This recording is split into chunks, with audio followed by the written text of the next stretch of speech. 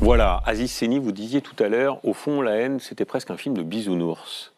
Comment vous expliquez, il y a 20 ans, et puis il y a 2 ans maintenant, la montée de cette colère? Comment vous l'interprétez? Je l'interprète parce que rien n'est fait. On remet le couvercle à chaque fois. La banlieue, on en parle, pas sous ses aspects les plus positifs. À chaque fois qu'il y a une émeute, à chaque fois qu'il y a une révolte, prenez le mot que vous voulez, c'est là où les caméras et les micros viennent. Oui, mais Tout le la reste question, du c'est temps, pourquoi il y a des émeutes et pourquoi la colère est si forte? c'est la misère sociale. C'est pour ça que j'utilise le terme de révolte. Il y a un message derrière. Quand on a des écoles qui brûlent, c'est un message, c'est pour dire l'ascenseur social ne fonctionne plus. Quand il y a des entreprises qui brûlent, c'est pour dire il y a de la discrimination, je n'y ai pas ma place. Et il faut l'entendre, ce message. Alors évidemment, on ne peut que condamner la violence, mais il y a quand même une réflexion.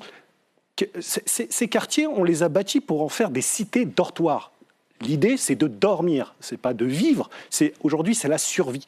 On a l'explosion des familles monoparentales, on a des difficultés financières, 18% de taux de chômage, 42% de taux de pauvreté.